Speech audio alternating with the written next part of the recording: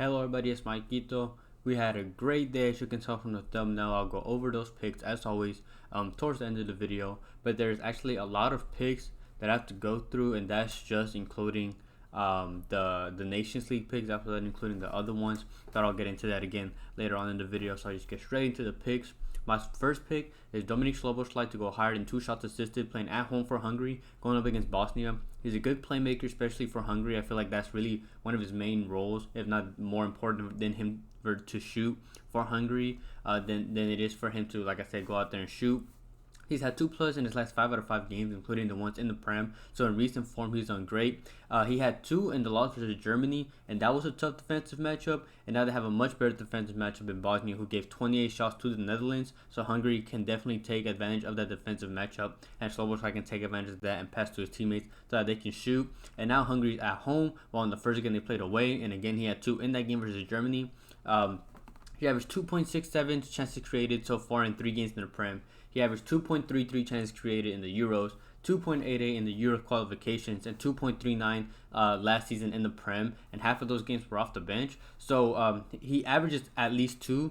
So, and the reason why I'm emphasizing that is because at 2.0, I think you're getting an absolute steal. Even if this gets bumped to 2.5, I'll still take it there. He's also Hungary's set piece taker. So free kicks and corners, he's the one crossing this to his teammates to try to get those headers and shots in. So not only will he be able to get shots assisted from his teammates by just during normal play, he'll also get it from set pieces like free kicks and corners. And he's I think at 2.0 is a good spot, like I said before. Both teams lost first game, so both teams are going to try to shoot, and this is the best matchup that Hungary has in this group, so a good chance to exploit that. So I like Dominik Szoboszlai to go higher than 2 shots assisted.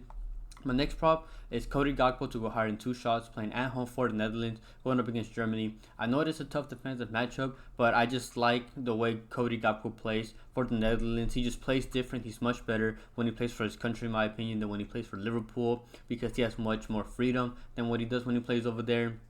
He averaged 2.23 shots per 90 in the Euros and 3.63 in the Euro qualifications. He went over with 5 shots in his last game against Bosnia, and we need him to take at least 2 of those. And then half of the games that he played last season in the Prem were off the bench. And he averaged 3.61 shots per 90 in those games. 42 shots with his right, 10 with his left, and 14 were headers. And I like the 14 headers specifically as well, because while Germany, again, do have good defensive center backs that can help in the air, Gakpo at the end of the day is 6'4" tall. So he's really tall. He's going to be a good aerial presence for them. And they're going to also try to find him as well as Van Dijk if they want to get some shots against Germany. He plays full minutes for them when it's in these big games, and I expect this game to be close. And I just trust that he'll get at least 2. He's honestly their best attacking threat that they probably have. I know it's a tough defensive matchup, so you can fade him if you want, but I just trust him in these bigger games, especially at home. So I like Gakpo to go higher than 2 shots. My next prop is Manaj to go higher than 1.5 shots, playing at home for Albania, going up against Georgia. He averaged 3.51 shots per 90 in 4 games so far this season in the league. He averaged 3.99, so pretty much he averaged 4 shots last season. He averaged 1.72 in the Euros, and he had tough defensive matchups in those games. And in the 4 games that he's played so far this season in the league, 5 have been headers, 5 with his right, 4 with his left. So he's versatile. Last season, 70 with his right, 23 with his left, 17 headers, 69 shots from inside the box, 42 from more outside the box. So first of all, he's very versatile. He can take shots with both feet. He can take headers as well. He's like 6 foot tall, I believe. And not just that, he is willing to take the shots from inside the box and from outside the box, which is what we like to see. And Georgia's a good defensive matchup in my opinion. He's like I mentioned, he's 6 foot tall. He won 67% of his aerial duels. Georgia, in the games that they've played in the Euros and this last recent game, they gave Czechia 10. They gave Czechia 27 in the Euros, Spain 35, Portugal 22, and Turkey 22. Well, I'm not saying Albania is close to those attacks. It just shows that they give a lot of shots. In general, they both won their first game, so they both want to get more points. And Albania is playing at home. Georgia is not a high possession team, so I expect plenty of shots for Albania. They took 12 shots and 5 on target from 41% possession to Ukraine. So now they have, in my opinion, a better matchup, at least shooting-wise as well. So I think at 1.5 is pretty good for Manaj to go higher than 1.5 shots. I want to give a quick shout out to my partner Underdog Fantasy. You can use code Maikito in the description. They'll match your first deposit up to $100.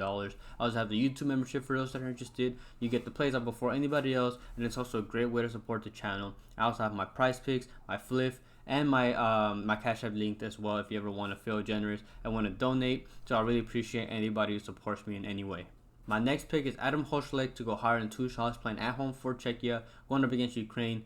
We chose Schick last time away from home, and he let us down. And while I would take him again, I just don't want to take a player and him let us down 2 games in a row, so I'm going to trust him instead. He had 2 shots in only 22 minutes. He came off the bench against Georgia, and both of those were from free kicks. So if they get those free kicks, he's going to be the one to take them. He had 4 shots in 2 Euro games, and in those games, he only played 55 minutes in each of those games. So he didn't even play the full game and managed to get 2 in those, but I expect him to play full minutes in this next game. When it comes to which side of the field he's playing on, he's going to be playing on the left, which is where he usually plays for Czechia, and that, in my opinion, is the better defensive matchup. He's going to be defended by Konoplia instead of Mikolenko, so he has the better defensive matchup in that sense. And it's not like Ukraine have like a really good defense or anything. They have an average, if anything, below average defense in general.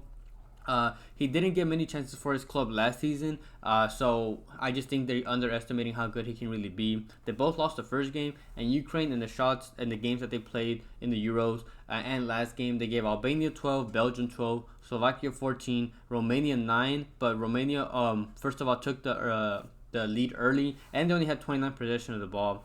Hlozek is 6'1" that wins 86% of his aerial duels, so I think it's a good matchup for Hlozek to go higher in 2 shots. My next prop is Vlachodimos to go higher than 2.5 saves, playing away from home for Greece, going up against Ireland. Ireland lost the first game while Greece won their first game, which means Ireland's going to be more aggressive, take more shots, while Greece is going to be more defensive and try to at least get a point so they can move up and just add on to the points they already got from the first game. They played Ireland in the Euro qualifications at home in Ireland, and he went over with 4. And Greece took the lead and had to defend in that game, and I say that because they had to defend, and now they're going to defend again. So I expect the same thing. Ireland shooting, Greece defending, which is what we want. They had a tough first game against England, and in that game they had 6 shots, and one of them was on target from 24% possession. So first of all, I expect more shots. 2, I expect more possession, which is what we want to see. And 2.5 in general for an away keeper is, for the most part, it's pretty good.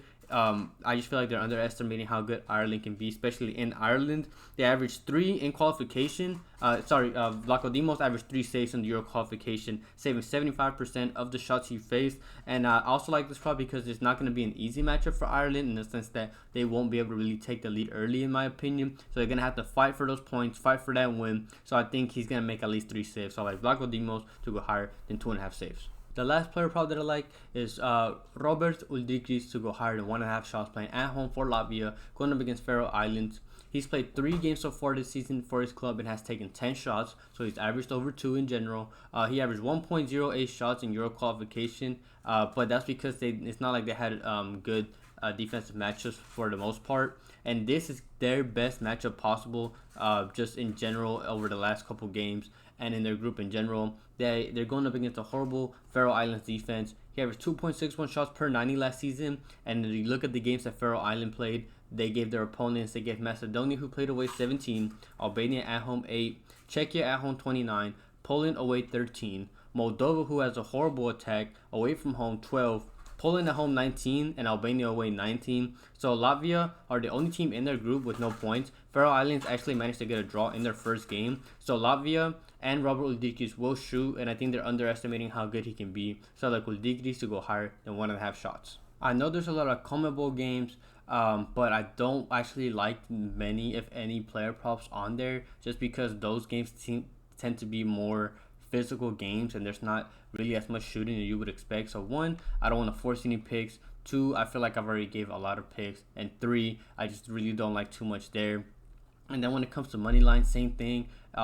All the Euro games, Nations League games are all heavily juiced, or the games could go either way, and I don't want to force any picks, especially in these international games where I said it could be very unpredictable. I don't want to force anything, so if I do find any money line plays, I will add them in the pinned comment. But speaking of those plays in general, when it came to last video's picks, absolutely swept the board. Had a clean sweep money line, a clean sweep player props. We had 2 DMPs. Griezmann and Yildiz. But other than that, when it came to the YouTube ones, Salomon higher than 0.5 shots hit, Castillo's higher than 3 saves hit, Gunok under 2.5 saves hit, and then when it came to the money line, I had Turkey money line, that one hit, and then when it came to the added plays, I added 4, Kante higher than 0.5 shots hit, Akhtar Koglu higher than 1.5 shots hit, Gretarson lower than 51.5 passes hit, and Stanshu higher than 1.5 shots assisted hit. So absolutely great day, especially for an international day. Honestly, did not expect to sweep. Obviously, that's always the goal. But with international play, something usually goes wrong. But it was just a great day yesterday, and hopefully we can keep the momentum going. Like I said, I don't want to force any picks, which is why I didn't give any CONMEBOL picks or any money line picks. But as always, if I do have any added plays, which I likely will because lineups and matchups and lines tend to change, I will add up in the YouTube description in the pinned comment. You can check usually in about an hour to 30 minutes before the games start. And that's around the time that I add them. That's when the lineups come out. And then I also have the Discord that is completely free to join. Link to the description. That's where we talk during the games, just to talk. People put their own plays, their own slips, if you want to tell. There's a lot of people there that also have a lot of knowledge and not just soccer, other stuff. People have been posting football. So if you want to join, in the description. But other than that, if you could please like the video, comment as well, boost the video out to more people. It's completely free, obviously. And then if you would subscribe and turn on notifications so you're notified when these videos come out. But other than that, I hope everybody has a good night, a good day, and we can cash out tomorrow.